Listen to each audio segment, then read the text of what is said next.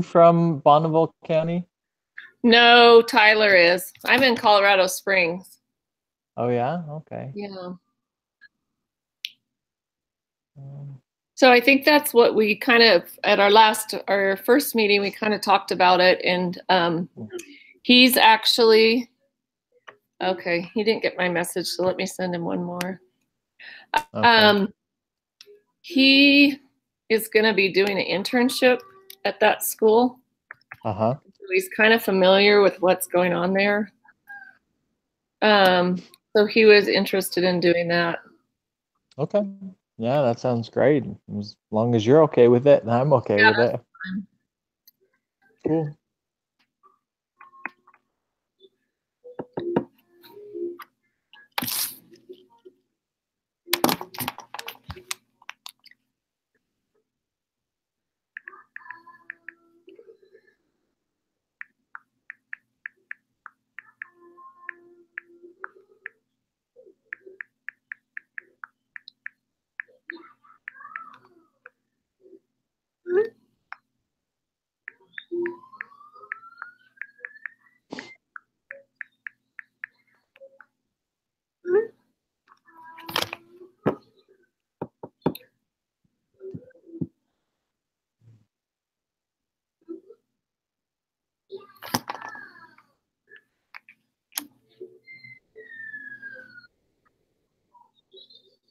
Oh, I know why he's not getting it.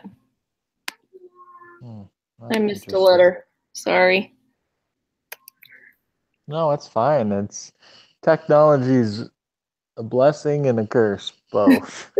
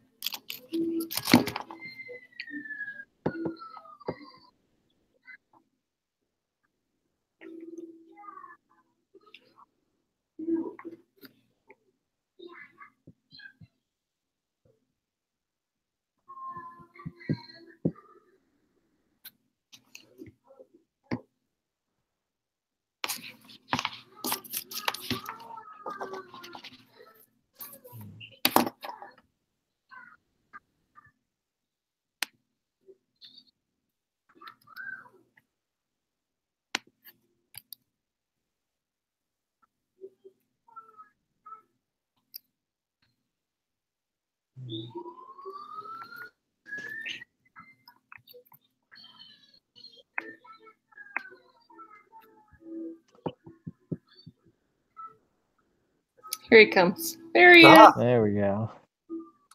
Tyler, how are you? great. How are you? I'm doing good. Glad we got you on. Yeah. Glad I figured it out. Okay. Yeah. So we haven't done anything yet. I pulled up your mind map that you guys have been working on, which looks good. I hear you're from Bonneville County, That's correct. and then you're going to be doing an internship at an elementary school. Is that right? Yeah. Okay. What kind of internship are you doing? So I'm guessing it's going to be pretty related to this. They just said what I needed to do was help plan health programs, I think mostly after school programs, Mhm. and do a little bit of health educating for the kids over there. So, yeah. Okay. Well, excellent. Yeah, this sounds like a good preparation for that then. So, Wendy, why don't you walk me through your mind map here a little bit? Kind of tell me what you've been finding, and then we can kind of Okay. move on to the other stuff. So I just got on and I just looked up Bonneville County and found in their report for their public health report just kind of some of the things, like what were their highest causes of death, and kind of went from there. And then I in Google search I just went in and put like heart disease in Bonneville County, Idaho, and came up with like a website that led me to like the causes. Okay. So that's what those other things are on there, or were. As we researched those. We got the. I just went in and then found some other. What was causing those diseases, basically. Okay. Some and of then the actual causes then? Yeah, those were actual causes. And then everything I read was that it was a low income community for the part of the county we're targeting. It's, what is it, Tyler? Is it District 91? Yeah, it's School District 91. It'll be, I'm just an elementary school there. It's one of the lowest income in the state. It's called Dora Erickson. But okay. So that's why I put the low income in there, because that's kind of where our focus, the group that we're focusing. Yeah, and low income, it's good. It's going to be good to know that, right? Because you're going to want to know whether, the accidents, the heart disease, the cancer is it a lack of information really, or is it a lack of resources and a lack of availability to get, the high quality, nutritious food, or lack of resources to get out and exercise as frequently as they should, A lot of times then, the parks aren't going to be the same. The safety may not be the same, so things like that could be an issue that you're going to want to look into. So that looks really good. I'm glad that you've chosen a really specific location. You have a great subpopulation. Elementary school is sometimes students will pick like elementary all the way through high school, which is difficult because the age range varies so much that the program's going to look very different. But I like that you've done elementary school. Do you have an issue, a disorder in mind that you're kind of leaning toward already? You feel like this is the most important and also the most changeable? I have a few in mind. I know that they're focusing a lot over there on the nutrition and stuff, and also the I don't know how the obesity rate is over there. I don't think it's that bad, but I know they do a lot of exercise, a lot of nutrition programs. The nutrition programs are huge because they don't know how much the kids actually eat at home, and they know it's not very good. But so that's a big one, is nutrition.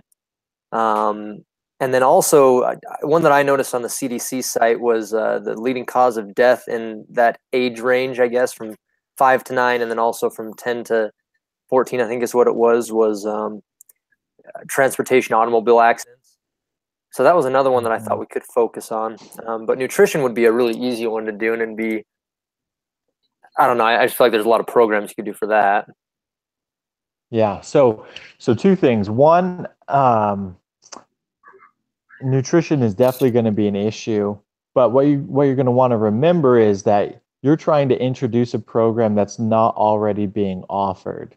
So next week, I think we're going to be looking at, okay, what are the resources, what are the programs that are already being offered in this area to the population? Not that you can't target the same health disorder, but you want to offer something new, right? So you could totally do a nutrition thing, but you might have to come at it at a different angle than what they're already doing. I assume they're probably doing, free breakfast, free lunch, that type of thing, right? So that doesn't mean that you can't do a program. You just would have to do something different than that. Yeah. Yeah.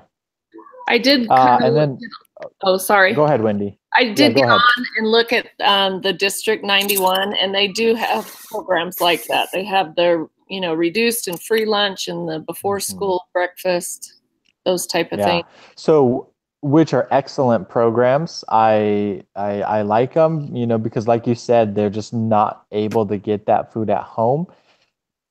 Having elementary school kids, I know what the food is, and I know what they eat off of the tray when they, because I go to lunch with my kids a lot. Yeah. And so they're required to take the fruit and the vegetable. It's on the tray. it just is on the tray still when they throw it away, right? So, not to say you can't do a nutrition program. You can still do something, even in the school still, but you just have to make sure you're not doing something that's already being offered. So, if you remind me, if you shoot me an email after, and that's something you're interested in, I found a program.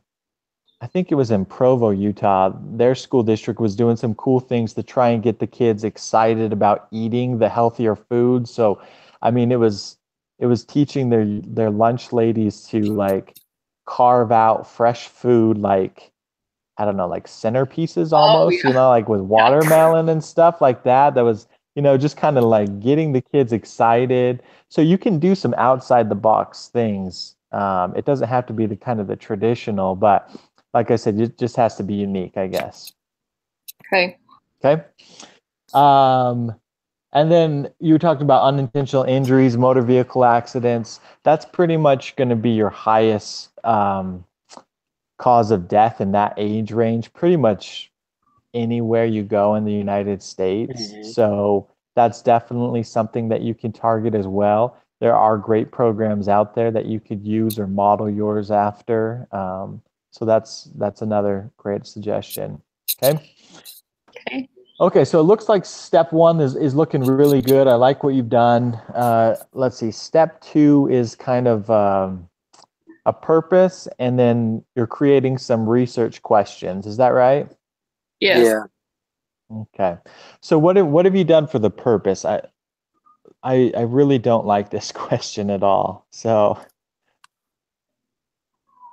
Well, I think the purpose is just to look at the issues involving the children so that we can identify and focus on what the main concerns are. okay, yeah. So what trips people up sometimes is it's not the purpose of the program, but the purpose of the needs assessment is what you're writing Oh, on. So yeah, you're identifying the need, analyzing it, and prioritizing so that you can have the most effective program. s- So just s- as kind of a general statement like that. Okay. so, Brother Loomis, I was kind of thrown off by that too. It says define what you want to find in the research. Is that what we're talking about right now? The purpose of it? So that's the second half of step two. We were talking about like the first question about defining your purpose. It's kind of a Oh, broad statement, isn't it? Just, I mean, what Yeah, basically it what? should just be a broad statement. Okay. so would it just be something like improve the health of elementary school age children, and then we could So say the that's the location purpose. Yeah, of so the that's the program? purpose of your program, but not the needs assessment. The needs Oh, assessment okay. itself is just to identify the needs, analyze them, and prioritize them so that you can get, the most effective program you can. And Okay. then, like you said, add in your specific location, population to kind of that statement. Yeah. So again, that's a really weird question. I don't know why they include it there, but and then the second half is just creating some research questions. This is going to be really helpful once you've kind of identified which of the health issues you want to target, because you're going to want to get into the research. But what you don't want to do is you don't want to read an article and then find out 30 minutes later that it's not going to help you at all. So if you have specific research questions, that you want answered, you can read through the abstract pretty quickly and say, this is going to give me something that I want, or this is not going to give me something, right? Yeah. And it'll just save you time. So that's two. So on And these then questions, uh-huh. are these broad questions that we take from our map? Like, I was looking at some of the different questions and like, are cars safer today? And then, or do you focus on what you're trying to find, or do you do a broad spectrum of questions, I guess? Yeah, that's a good question. Well, I typically have a direction that I think I'm going to move, right? I think that I'm going that let's say like motor vehicle accidents is the decision you guys are going to take, right? Let's just pretend that.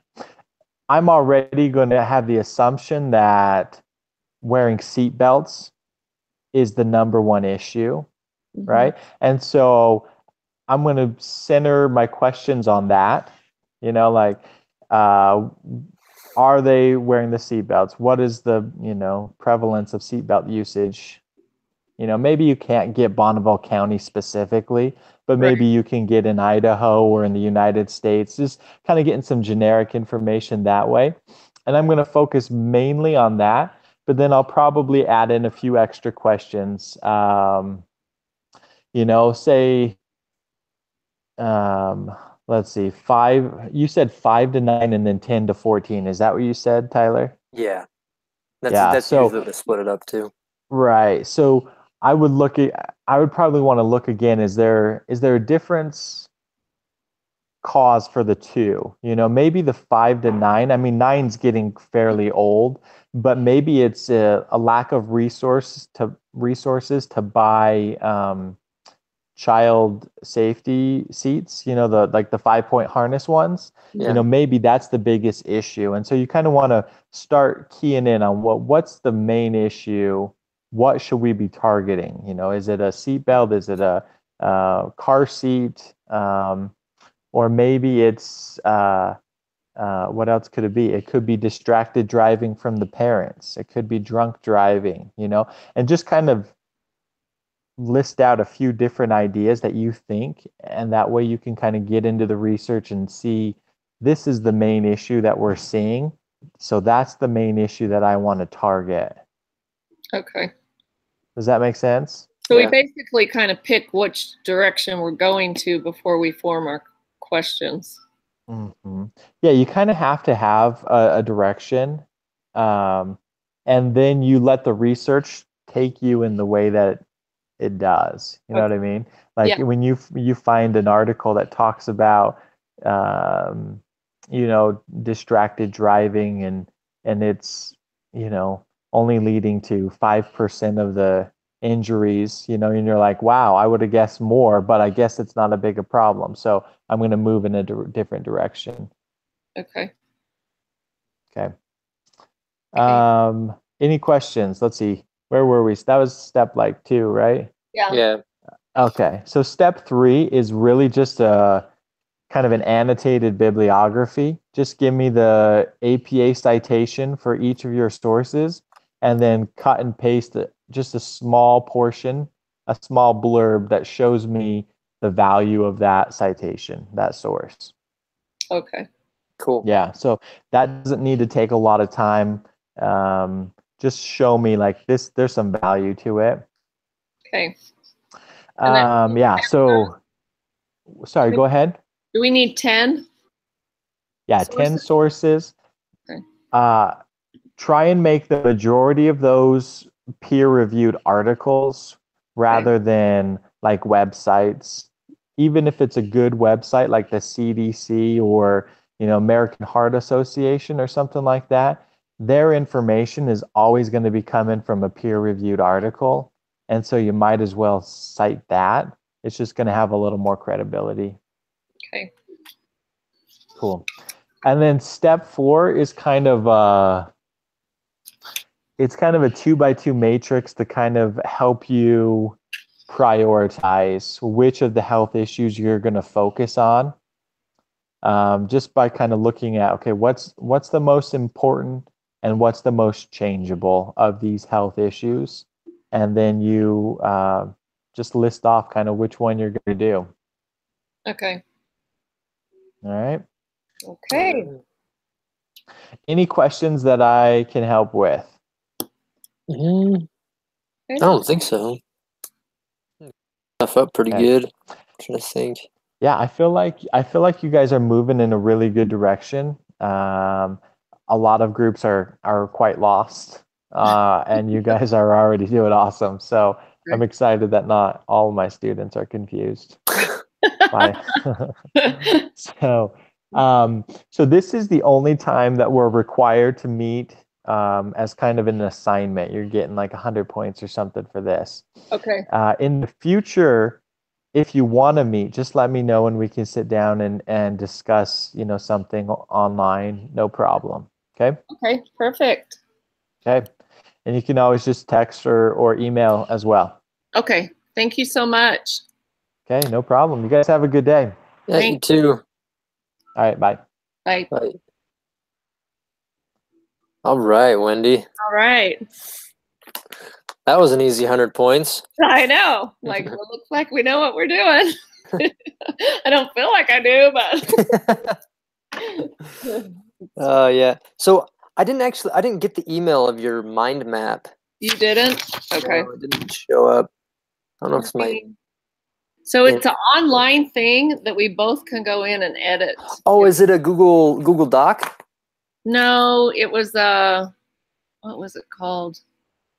It's like Mind Misters or something like that. Let me get into it and see if I can send it to you.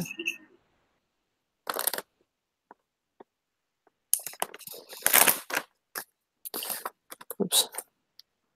It might disappear for a minute. Okay. Okay, let's see.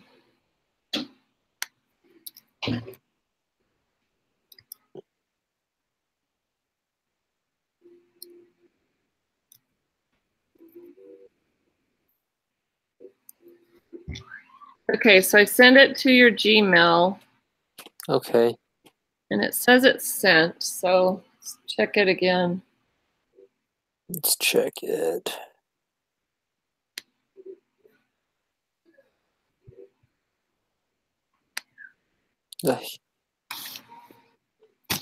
There we go. Now it's here. Okay. I've been invited. So I think you just click on it and it takes you, because it's like a web document. Yeah, I like yours better. I made one on Word, and it was kind of a pain to yeah. make. But we can probably, like combine them if yours looks different than mine. And yeah, no, I'll look on there, see if there's anything I can add. I'm not going to try and mess it up because I'm guessing what you're talking about.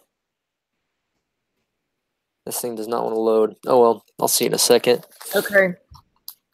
So what else is it we needed to talk about? It looks like I guess we need to kind of focus on our questions and then find research.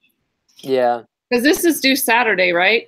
I believe so. Do you know, do we need to just turn one in, or do we need to turn both, or do we both need to turn one in? I don't know that. I should ask. I can't remember either.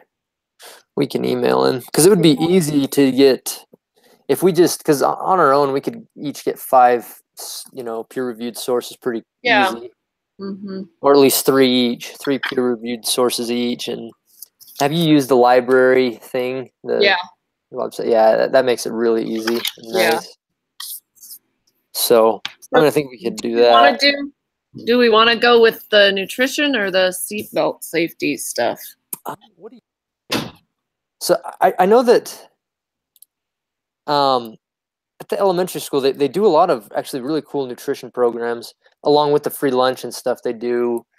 They actually bring the kids like before end of the day snack where it's like some exotic vegetable or fruit they bring them every day, and it's just because they know that they're not going to eat good stuff at home, so they bring them that, and all the kids eat it, of course, because it's the only thing available to eat.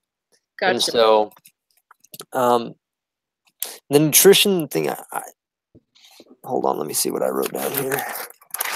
Nutrition, I wrote down like something to get them away from sugary drinks or like a variety. I don't know. I feel like that'd be a little bit harder to do something that isn't already being done. However, I was thinking about with the transportation one, I mean, everybody focuses kind of on seatbelts and stuff, but I feel like the distracted driving would be a huge problem, especially now, like a new problem that they have. Yeah. And it's not going to be them. I mean, parents. It's going to be their parents. And if we did some sort of program or some research on on how many kids die because of distracted driving, and then if we focus the program on getting the kids to tell their parents to stop, being distracted while they're driving or something like that, that'd be a pretty cool program. Yeah, I think that could come up with something. Yeah, I like that. So should we just come up with, so does it matter how many questions we have? We just have to have some. I don't think it matters.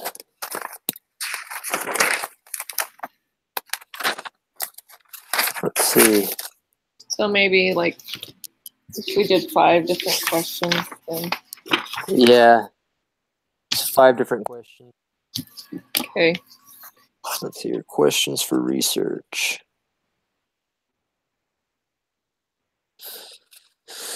So I guess we kind of hone in on it. So like one of them could be what's the top form of distracted driving? Okay.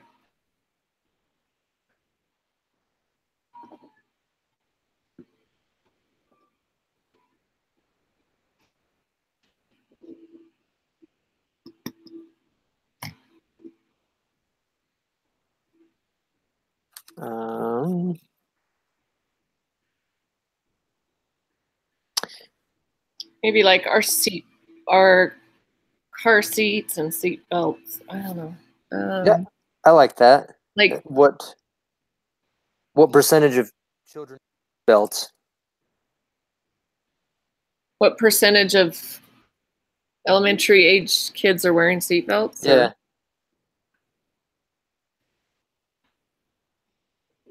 I mean, we could even broaden that one out to everyone, because I mean, if the parents aren't doing it, right, we can safely assume the kids aren't. Yeah, what percentage of people?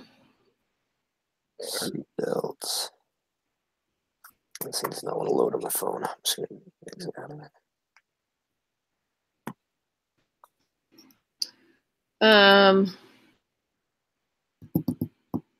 It's accidents, so should we do a broad one where our car's safer today, or that would be a good one, I think. Okay.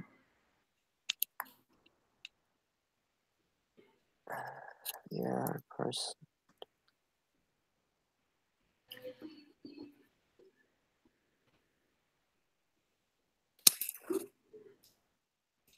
And then probably drunk driving, I would think. I mean, some kind of impaired driving. In Colorado, It's a huge deal because they legalized marijuana. So that's right. We're all driving impaired around here. Yeah. But I don't know what question. But maybe what percentage of people admit to impaired driving at some point, or or how often do people drive impaired? I like that one. How often?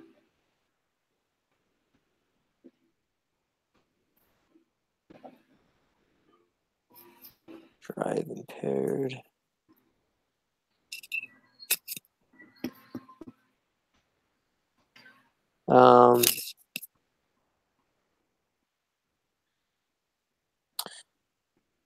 What is this? I'm thinking about, I know there's a big deal about like car seats being installed properly.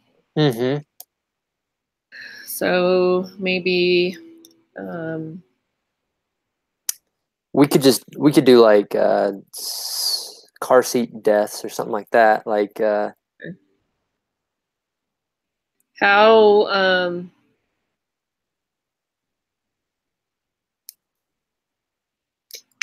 don't know how to write it. How many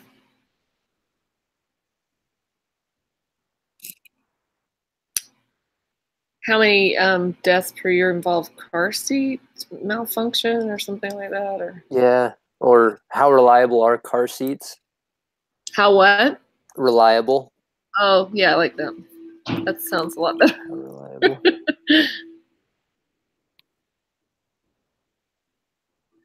Car seats. Cool. Okay. Good to me. Okay. That's probably good, don't you think? 5 questions. Yeah. I think that's okay, then we need, so we'll each find 5 sources. Yeah. Find 5 sources, and let's make sure that we get at least 3 peer-reviewed per person. Okay. So should we just each try to find a peer review on each one of these topics? Yeah. I think that'd be good. I mean, we might end up finding that some of these are a lot more, Right. Important than the others, but Yeah. So we'll just kind of research it and okay. For that last little part, did you understand the little 2x2 grid or whatever we're supposed to fill out? I think we just, so it's all the, let me look at it.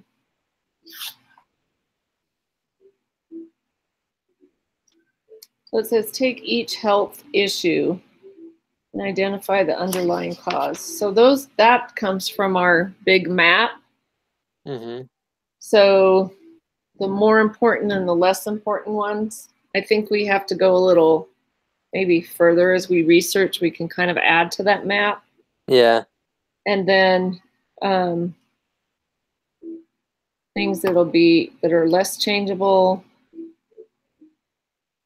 less important. Yeah, versus those that are more important. Yeah. Or more changeable. Uh-huh. Yeah.